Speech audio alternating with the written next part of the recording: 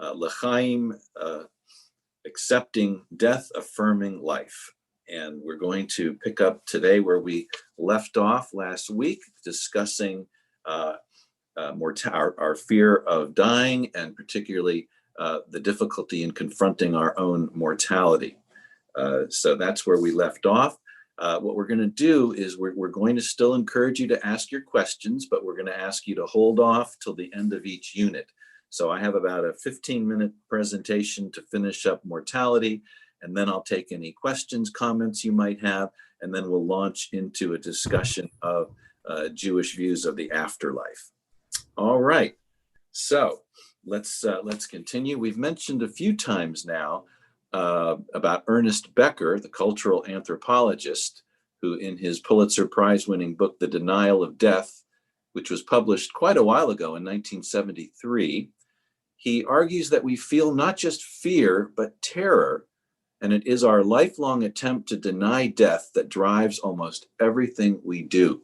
So the contemplation of our own mortality fills us not with dread, but absolute terror and fear. And again, connecting it a little bit to Yom Kippur, what is Rosh Hashanah? What are Rosh Hashanah and Yom Kippur referred to as? They're called the days of awe, but the Yamim Noraim. But the word Norah also means fear, and I think there a little bit of that name, that moniker, reflects the fact that the holidays deal with our confrontation with mortality, which we've already discussed in the last couple of weeks. So the very term for the holidays, Yamim Noraim, more like days of fear, because according to Becker, our mortality is our greatest fear. So some questions for today. How do I handle thoughts of mortality? What emotions arise as I consider my own mortality? Anxiety? Depression? Do I use denial and push thoughts about my own mortality to the background? So these are the kinds of questions that we are looking at. What aspects of death are most uncomfortable for you? Making a will, advance directive, these kinds of practical things, buying a plot, giving final wishes to family or a funeral director, deciding limits on life-sustaining interventions, choosing a power of attorney, those practical considerations. What are those things that you fear the most? Or is it some of the other things we've talked about, the fear of annihilation, of not being here anymore, of not existing? So exploring our feelings about death enables us to take hold of our fears, alleviate them, become less intimidated by the subject, and gird ourselves for the inevitable. So again, I think that the more we prepare, the more we think about death, the easier it will be when we actually have to confront death. You may not have thought of about that before, but I think that with anything, that the more we gird ourselves and prepare ourselves for something, the easier it is to deal with it once it falls upon us. Okay? Fear does not stop death, it stops life. Worrying does not take away tomorrow's troubles, it takes away today's peace of mind. So again, how many things do we worry about that never come to fruition? We over worry, especially we Jews, we're over worriers. And we may be worrying too much about death. Okay. Now, why do we fear death? Why? Let's go through some reasons. Well, sometimes we don't want to be a burden to our loved ones.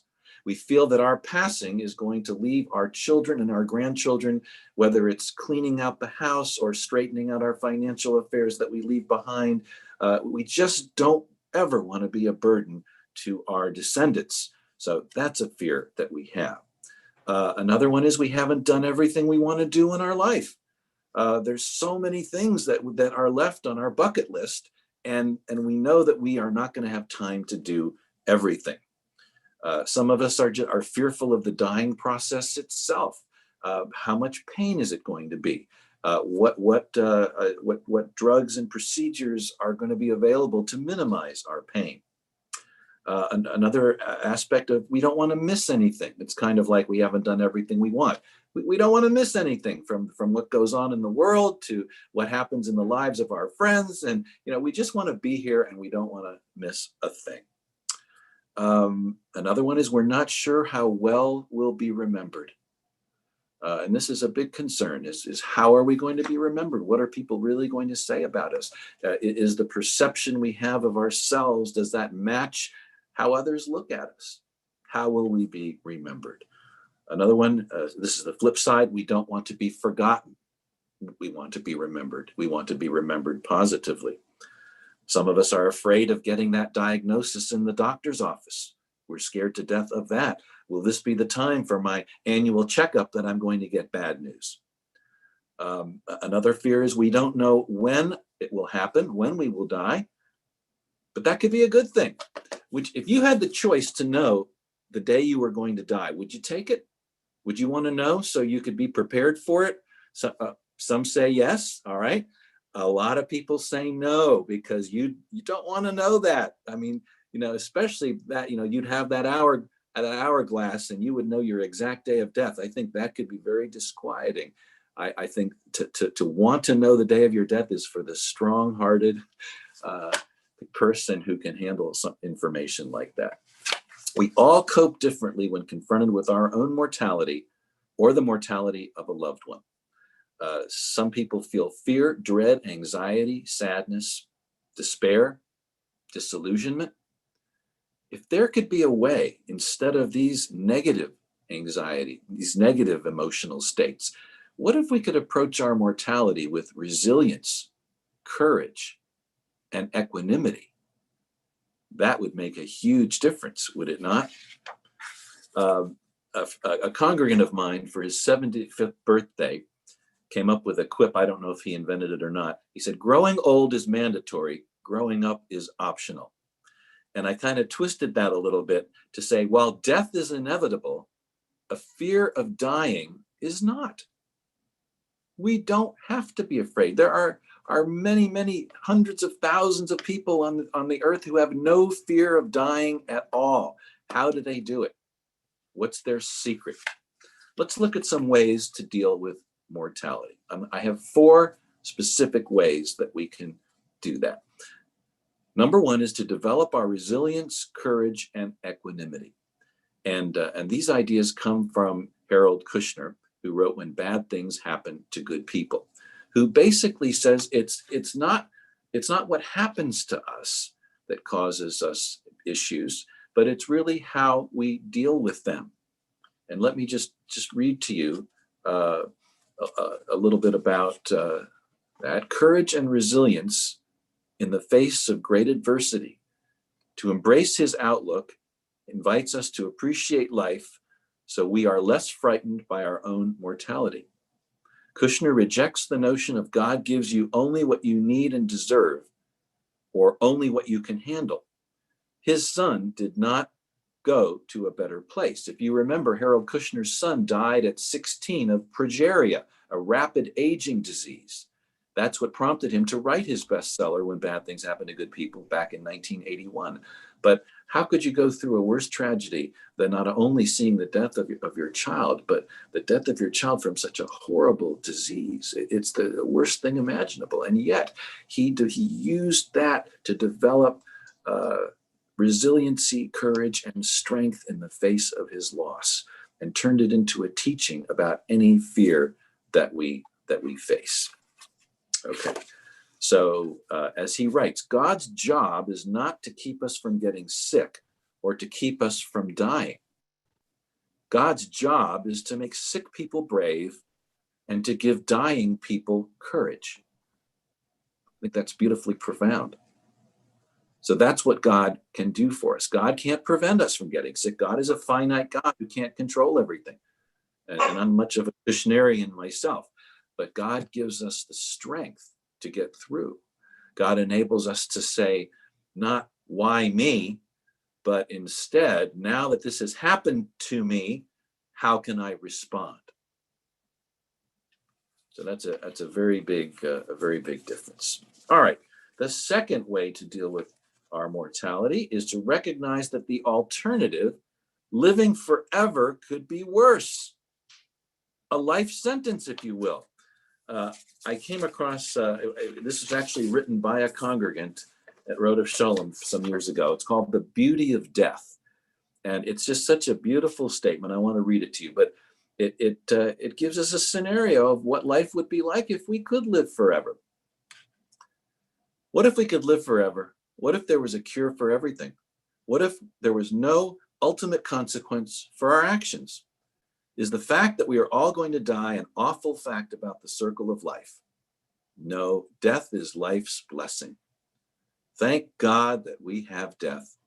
The most basic contention for the necessity of death is that overpopulation would cause us all to suffer as we ran out of resources and room to support an ever-bursting population.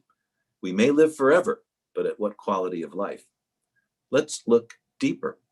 How would we possibly enjoy life and celebrate the moments worth living for if death did not exist? Life would be a never-ending journey of experiences that really meant nothing, because the journey could take a turn and completely start over at any time. There would be no significance to successes, good deeds, failures, milestones. To enjoy life and to strive for successes, it is absolutely necessary to know that our life is finite. Try to imagine the thrill of victory if there was no such thing as the agony of defeat. If everyone always won, what would be the satisfaction of winning? If everybody always lived, what would be the satisfaction of living? We learn to appreciate our successes because we understand failure. We learn to appreciate a life well lived because we understand that there is death. Life is not an infinite dress rehearsal. You only live once, and if there was no urgency to live well, what satisfaction would we be able to garner from living at all? We all develop personal ambitions in life, how we want to live, what we want to accomplish, what legacy we want to leave, what people we want to influence. If we knew that we would all be on this earth forever, what would we strive for? What would motivate us? What would we live for? We really live because we die. If we didn't die, life would not be worth living. We would simply be, but we would not be significant. Death is what makes life worth living. We all know that God works in mysterious ways. Thankfully, we all die. As a result, we can do more than just be. We can live. So I've always thought that was very profound. And again, if we live forever, I don't think any of us would really want that. It really would be a life sentence. It would just strip away all the meaning of love and accomplishments and successes, just like my congregant expressed. So that's another reason, another way to deal with our mortality. You know, nobody who wants to live forever. Why? 3, get comfort from believing that this world is not all there is and afterlife exists. That's our topic for the day that we're going to get to in a few minutes. And finally, number 4, find meaning and purpose for your life. This view is especially promulgated by Viktor Frankl, who survived the Holocaust, and like Elie Wiesel, wrote a great deal of positive lessons from that. But basically, instead of allowing the Holocaust to force him to despair, that experience enabled him to realize that the way that you overcome a trauma like that is to find meaning in your life. So he wrote a great deal about finding meaning in your life is an antidote to dealing with your mortality. The more meaning you have, the less fearful you are of dying.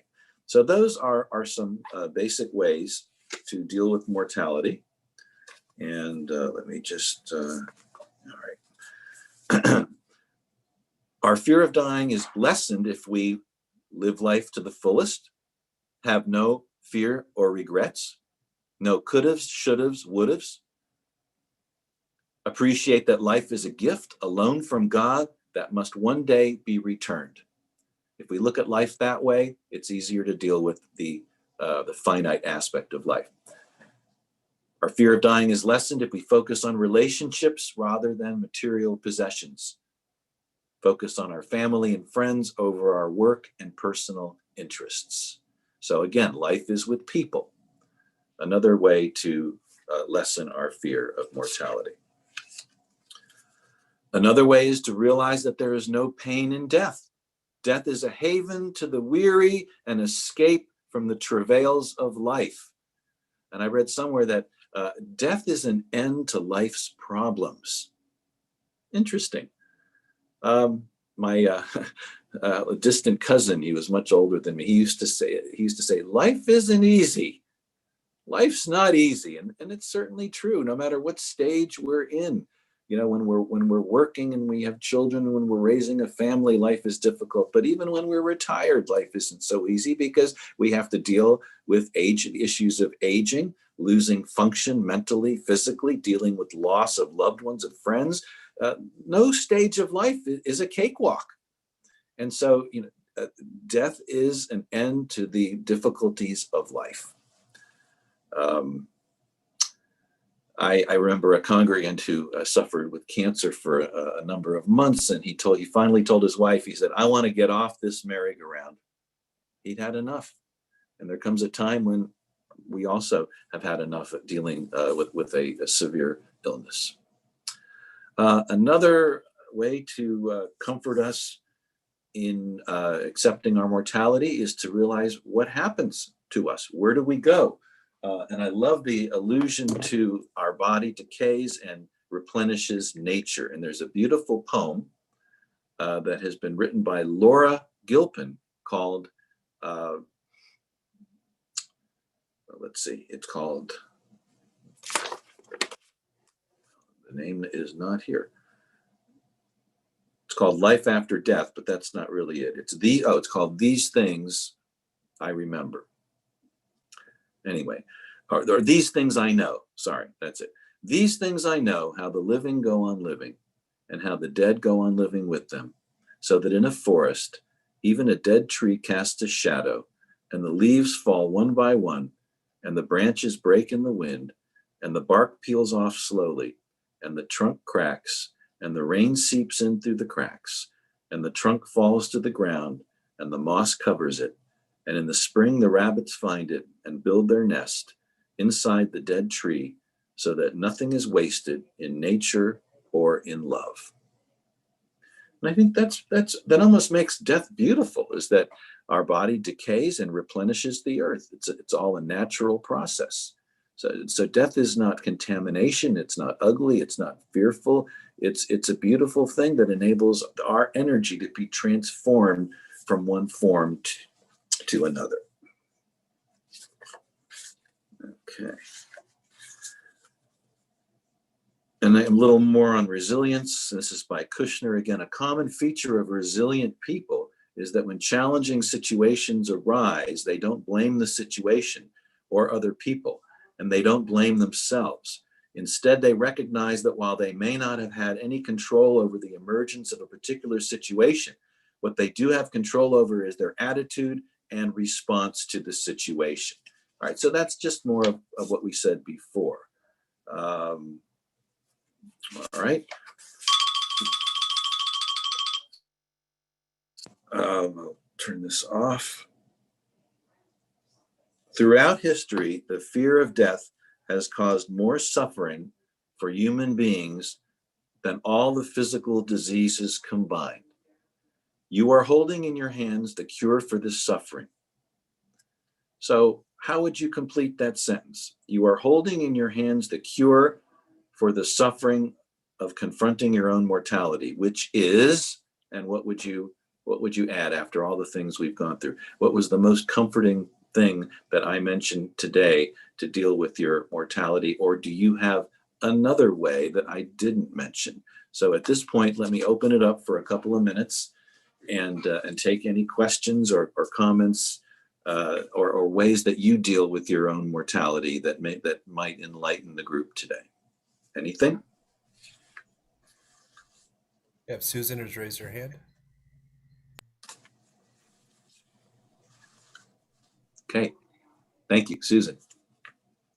I liked what you said about dealing with life and enriching life with family and with relationships, because I really believe that the relationships that we have in our life are really what gives us our greatest joy and our greatest comfort and our greatest reason to live. Thank you for that. That's very, very important and right on target. I can't add anything to that. Yes. Thank you, Susan. All right. Sylvie? I think you're muted. Yes. Thank you, Rabbi, for giving me a few minutes. So I have throughout my life, as I'm sure many other people, I have met people that I immediately related to. I couldn't tell you why. Just like a simpatico, just, hey, you know, we were in the same wavelength. And then I've met some people that, for whatever reason, I didn't want them, I didn't like them. And I started to think about, you know, our energy system, how energy doesn't die, it gets transformed. And I began to think that energy then, it transformed, that it goes into a body, another body, you know, another birth, another person. And then I said to myself, when you have somebody like, say, Mozart, who at such a young age was, you know, so talented, and where did he get that from? And this is when I was much younger, I used to think that way, that, well, he got it because he's an old soul. He's a soul that was once you know, this is all my imagination, soul that was once involved in music and said, I'm going to come back one day and I'm going to be a pianist, a musician. And, you know, I've lived, you know, now it's many, many years later. And to be quite frank, I'm sticking with my own perfect philosophy. And I often say to myself, you know, I've been in my field in this life has been healthcare, and I've enjoyed a lot of it. But in my later years, I've started to write.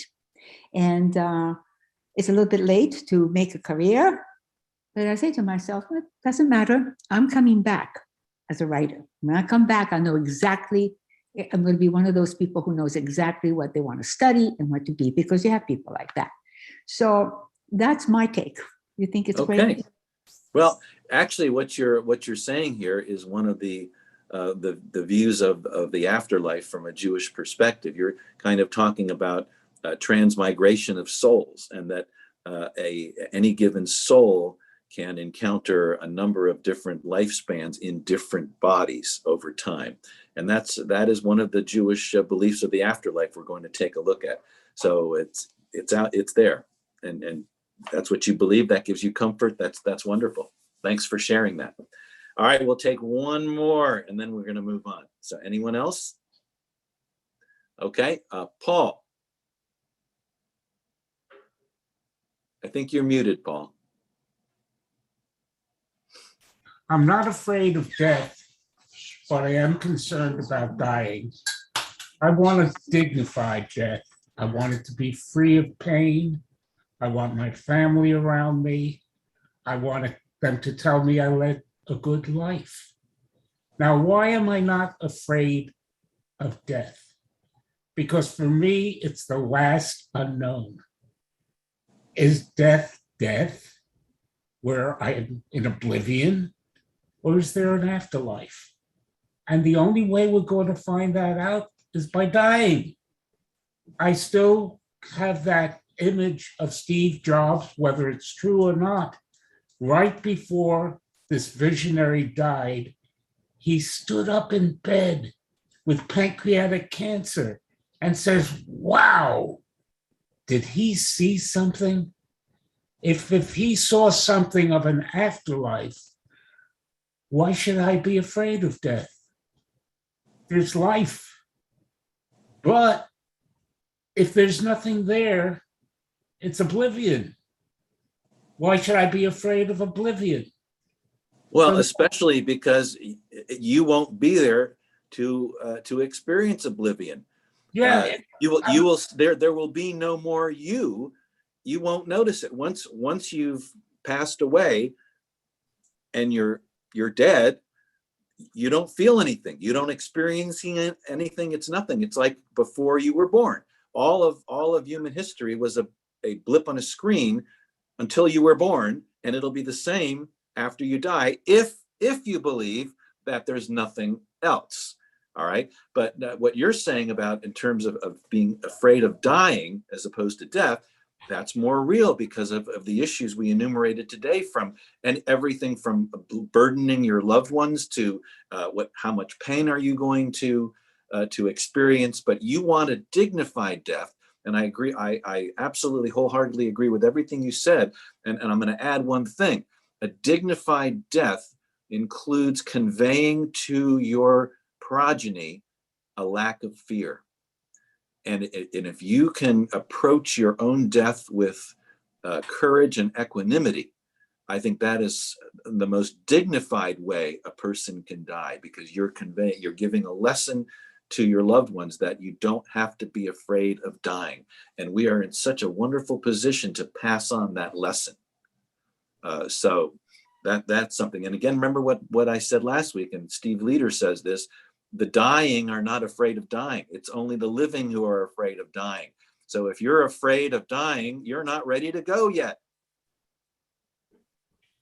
All right. Let's move on. We're going to move on now to looking at the afterlife. You know, it's said that Jews are like other people, only more so.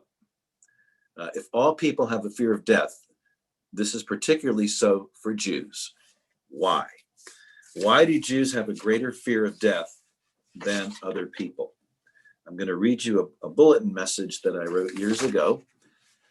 Last month was a very tough and difficult time for many of our temple members. No, I'm not talking about the economy. This was something much more tragic than diminishing investment portfolios. The untimely deaths of two young women, Meredith Weimer-Bender and Christina Camberdes Savage, have shaken their families and close friends to their very core and have struck our entire community in a most profound way, casting a pall of sadness over all. Our hearts go out to Carol and Bill Weimer, parents of Meredith, and their entire family, along with the Camberdes and Savage families, as we extend to them our deepest condolences on their greatest losses. Meredith and Christina were linked together by their age. Both were 31 years old. Their relationships, they had close mutual friends who brought them together in high school and beyond. Their birth months, both had February birthdays, and even the dates of their respective deaths, less than a week apart. Most importantly, both girls were wonderful women who were greatly loved by all. One difference between them stands out, however, is how their respective religious traditions deal with death. In attending Christina's funeral, I was particularly struck by how much the Methodist faith focused on the comfort and strength her family could derive from the belief that she was relieved of her earthly suffering, was now safe with God, and had been given her eternal reward in heaven. That kind of consolation was not really present at Meredith's funeral service at her conservative synagogue in Minneapolis, nor at the graveside service which followed. The main source of comfort was to be found in the approximately 100 family members and close friends of the Weimers who traveled there to provide support and be by their side in their time of grief. There were tears, there were sobs. Perhaps it was the circumstances surrounding their deaths. Christina had been suffering from a brain tumor for the last 10 years. It was a long and trying ordeal for everyone involved. Meredith, on the other hand, had a successful liver transplant 9 years ago, and all was well until the donated organ suddenly failed, requiring a second transplant, which sadly never occurred due to other complications which arose. But I think it was something more than this. Judaism has always emphasized the here and now rather than any real hope in the hereafter. We believe in doing mitzvahs and other good deeds to improve the conditions of life in the world as we know it, instead of relying on some kind of reward in the world to come. Unlike Christians, we Jews find relatively little comfort in the concept that our loved ones are no longer living are with God in heaven, because we don't necessarily believe that a place called heaven actually exists. But this kind of thinking does us a great disservice and is actually contrary to essential Jewish belief. Allow me to quote from an excellent article written some years ago for Reform Judaism magazine by Rabbi Mark Gelman, which has greatly influenced my thinking. And I quote, "Many of us have forgotten that the afterlife is a fundamental tenet in Judaism. No major Jewish movement has ever denied belief in life after death. Reform Judaism did reject the notion of Tichiyat Hametim, the resurrection of the dead, but each of our platforms has affirmed belief in the immortality of our souls. Nevertheless, we have chosen to abandon the most hopeful belief in Jewish tradition. And because of our forgetting, I have seen Jews die with less serenity, grace, and hope, and with more agony than Christians who believe in heaven. I had a congregant years and years ago in Roanoke, Virginia. She was converting to Judaism, and she said, "Rabbi, tell me about the afterlife." And I was young in my career, and I pretty much touted the basic ideas. We really don't focus on the afterlife. We focus on doing mitzvahs in this life. She said, "Rabbi, I don't know. I must have an afterlife." And she left that day and never converted.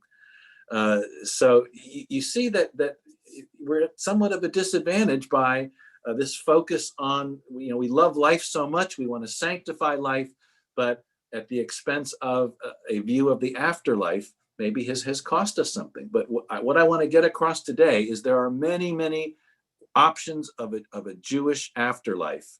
And we're going to explore some of those today, because I want to leave you with the fact that it's there if you want it.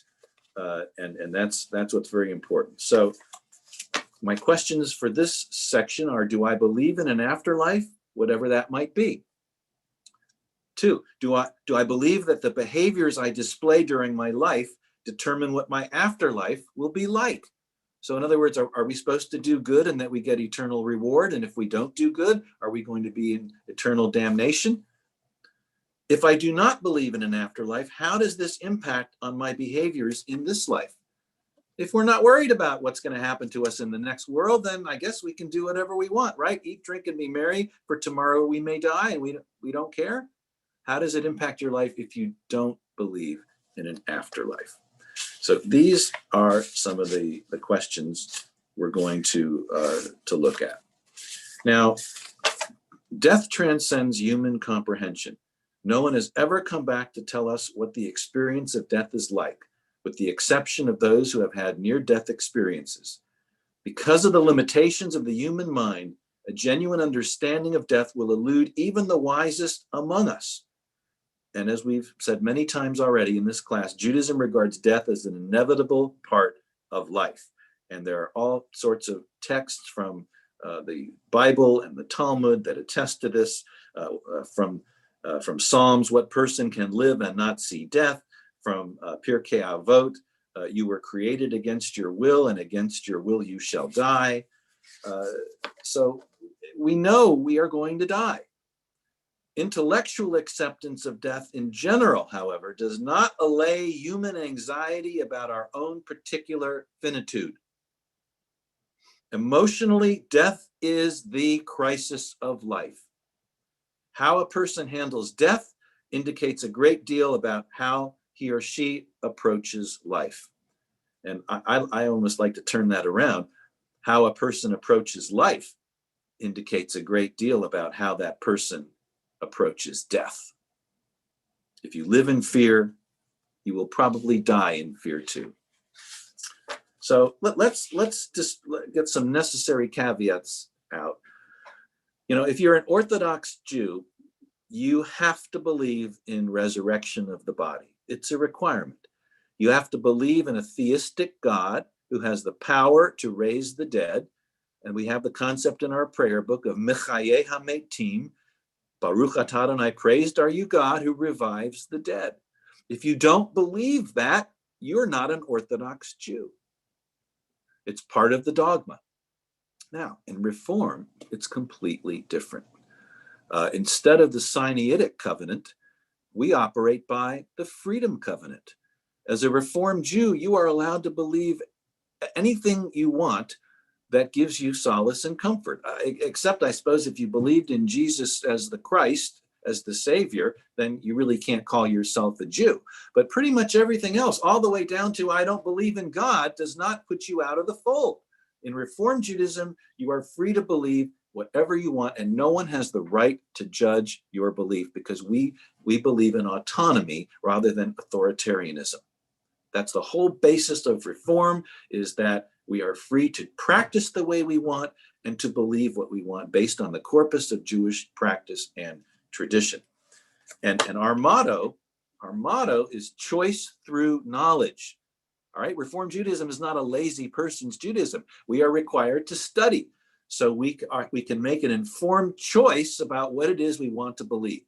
And this applies to the hereafter as well. So what we do is we avail ourselves of the Jewish treasury of afterlife concepts, and there are many.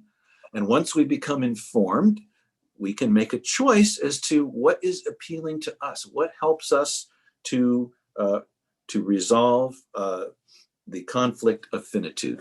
And I'll say it again, I've said it before. The primary task of religion and of Judaism is to help its adherents resolve the conflict of finitude, which is that the fact that our bodies are finite. We are subject to the vagaries of illness and disease, and yet our minds tell us we want to live forever. How we resolve that conflict is the task of religion. And if we don't resolve that conflict, we have severe states of discomfort and anxiety. So until we can resolve this conflict of finitude, we are in a state of what's called asoteria, which is a technical term for just I guess sociologically the equivalent would be anomie. We just feel disconnected and not settled. So that's the most important task of religion, is to solve that conflict of finitude. So let's take a look at some of the options that we have for life after death, and I came up with 10 different ones because I like groups of 10. And the first one is that life is finite. There's absolute nothingness. There's a negation of self. And we have seen this in Alvin Reinus, my professor at Hebrew Union College, who says that his psyche and his body will cease to exist. There will be complete annihilation. There will be nothing after death. And this idea has been accepted by a lot of people. Those who have PhDs in philosophy, all the way down to lay people like a congregant who said, when you're dead, you're dead. Can't make it any simpler than that. All right, that's the first one. The second one is kind of the biblical view of life after death, which is like in a place called Sheol. In the Bible, when you die, you go down to this shadowy, murky place under the earth. Think of a bunch of shadowy figures in a cemetery at dusk. And that's kind of like what Sheol is like. It's a place where people go to when they die, and yet they're gathered unto their kin. If you look at the deaths of our ancestors, Abraham, Isaac, and Jacob, and Joseph, when they passed away, they were gathered unto their kin. All right? That's a comforting thought. I mean, a lot of people say, when I die, I'll be reunited with my spouse or with my parents, and that's an appealing idea, is to see the people that we loved in life. So that's kind of a different one. I mean, when you go to Sheol, you go into this shadowy place that doesn't sound very appealing, but you are gathered to your kin. I sort of separate those out into two different ones.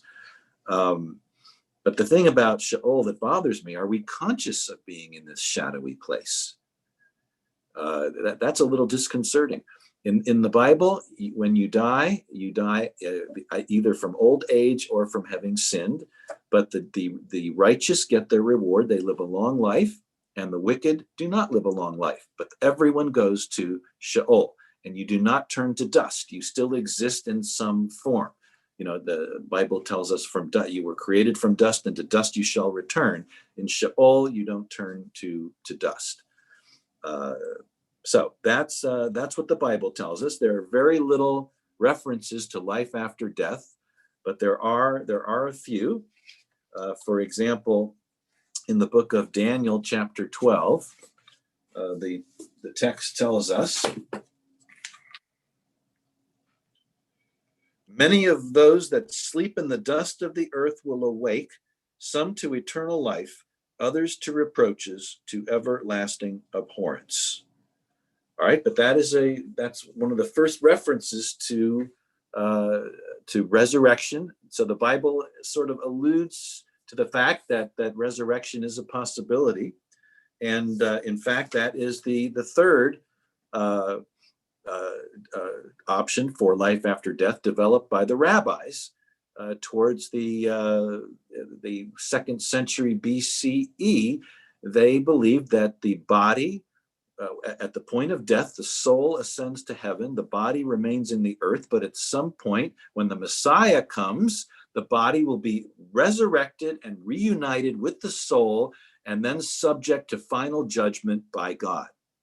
But the point is that, and that's why you don't have cremation in Orthodoxy, because you can't resurrect a body that's been cremated. So that is the belief in Orthodoxy, that you are resurrected at the end of days. And this came about in the Maccabean period, at the time of the Maccabees. Remember, I said the 2nd century BCE, because for the first time, it was recognized that Jews were dying unjustly. They were fighting a war, and the righteous were being killed before their time.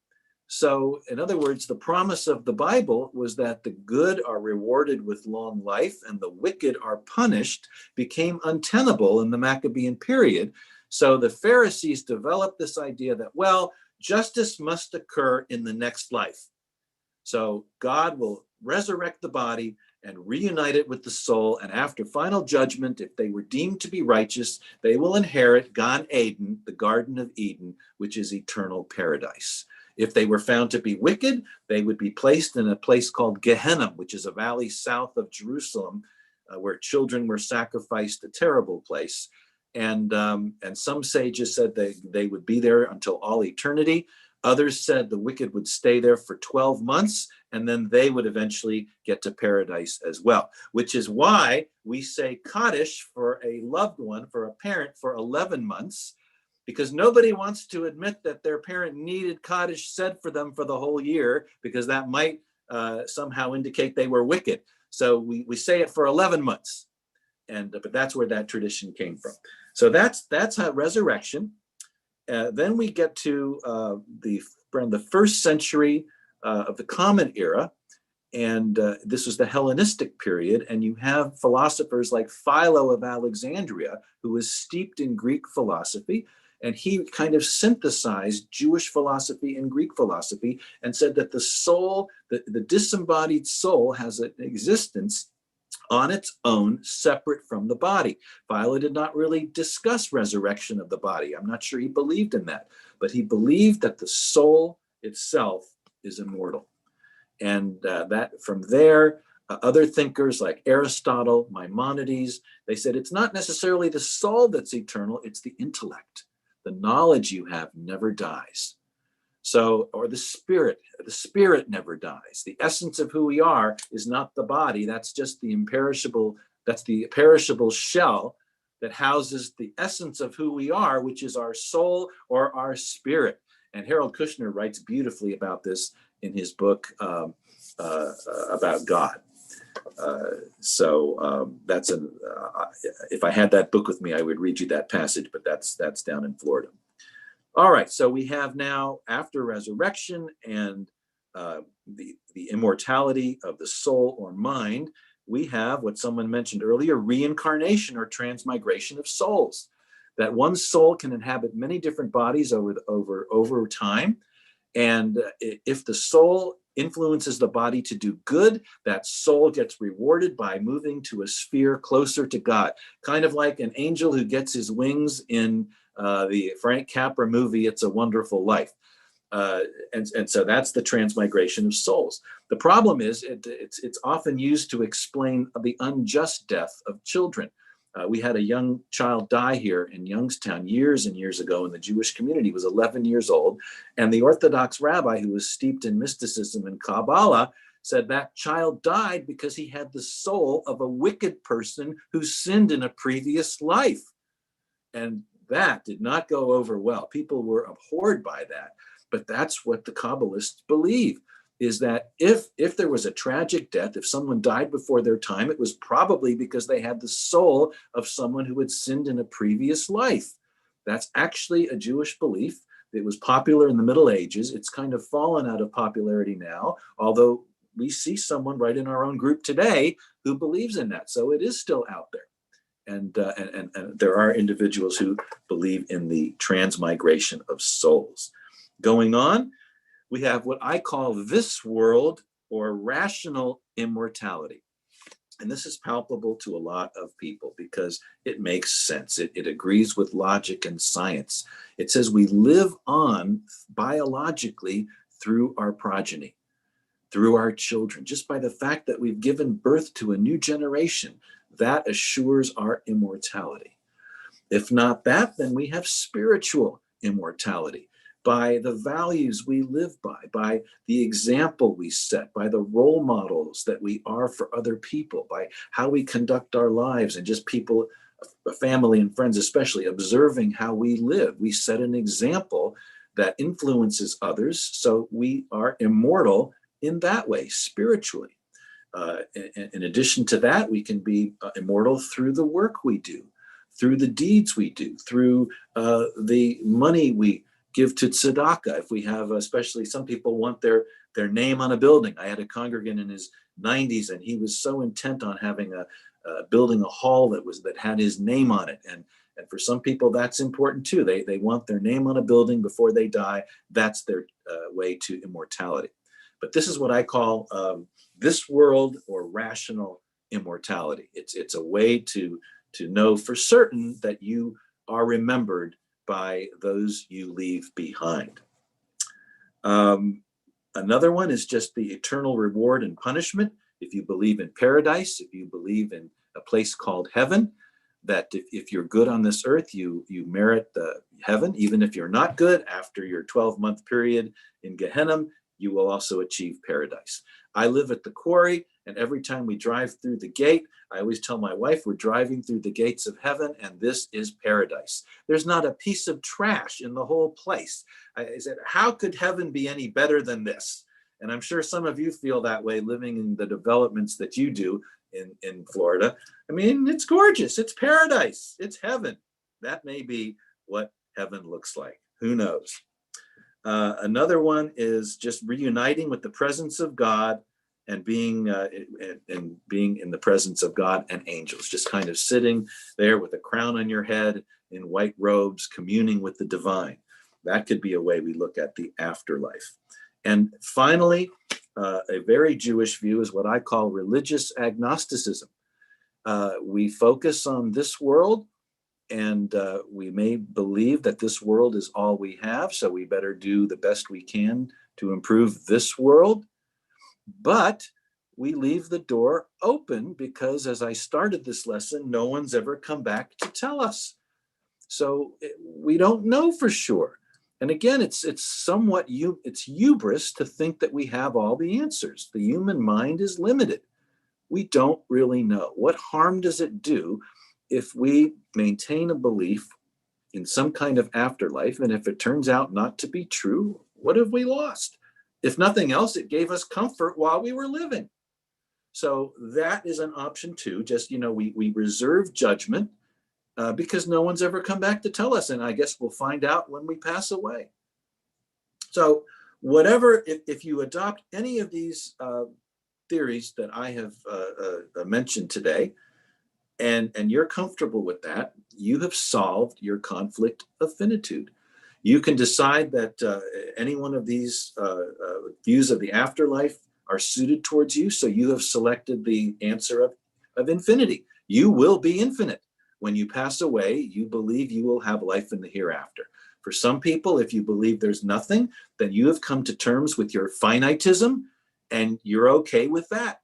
And if this life is all there is, well, that's good enough, because this life is pretty good too. And you have every opportunity to make this life heaven on earth. I love the question, where is heaven? And the answer is whenever you let heaven in. Where is heaven? Whenever you let heaven in. And I think that was an answer of the Kutzker rabbi when he was asked, where is God? And he said, God is whenever you let him in. So we make our own heaven. We create our own hell. And that can be an option as well. But the point is, as Reformed Jews, you can come up with your own solution. No one has the right to judge you. And you don't even have to think about it at all. We're Reformed Jews, and we have total freedom to practice and believe what we want. But it behooves us to study the options because, again, our movement is based on choice through knowledge. You can't make an informed choice if you don't study and learn what's out there. So I hope I've given you some food for thought today with these different options that we have of life after death and ways to confront our mortality. I'm going to leave the last few minutes open for questions or comments. And next week, our final week, we're going to talk about, now that we've accepted our mortality, what can we do to live a meaningful, prosperous life? Because remember, that was one of the things, living meaningfully and purposefully also helps us to deal with our mortality, because we are using every day we have to live to the fullest. And my theory is that the people who die with the most fear are the ones who feel they haven't lived. That's going to be our topic for next week. All right. So I have lots more material, but I want to be respectful to you and give you a chance to respond. We have 7 minutes. If you don't have anything to say, I can go on with other stuff, but I have a feeling you'll have a comment or two. Rabbi, this is Suzanne Lowe. I just came back from golf before, so my hair is a mess, so I'm not showing you my face. I've really enjoyed your presentation. Unfortunately, my schedule hasn't allowed me to see the first two, and I'm just wondering, is there a way to view those? Are these being recorded? Yes, they were. Actually, an email was sent out a couple of days ago from Temple Shalom that had the first two classes there, plus the Zoom information for the last two. So Okay, if you can call the office and they'll send it right out to you. Okay, thank you very much. This is really enlightening. Can I just make a comment? Maybe you're dealing with it in other presentations, but I know my fear, maybe because my father died of Alzheimer's, is losing, not dying particularly, but losing my ability to live and know my family and everybody else at the end. Is that something that you are addressing? Well, it's interesting you should ask that. When I was up at Chautauqua a week ago, there was a wonderful book, and I was intrigued by the title. It was called On Vanishing.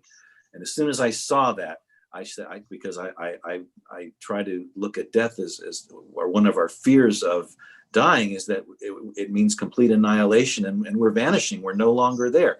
So the book is On Vanishing, Mortality, Dementia, and What It Means to Disappear by Lynn Castile Harper. I've started reading it. It's fascinating.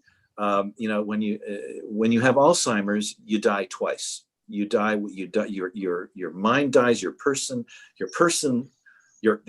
spirit leaves before your body dies. So you die a first time and you die a second time. It's such a horrible disease. Unfortunately, we don't have time to delve into that in this class. But in the future, if there's interest to do that, we could devote a class or a couple of sessions to just dealing with dementia, Alzheimer's, those sorts of things, because it's a subject that our culture has kind of tried to sweep under the rug, and we just don't deal with it enough. Right. Thank you so much. I just went on Amazon and I'm ordering it. Oh yeah, it's going to be it's a great book. Okay, thank you.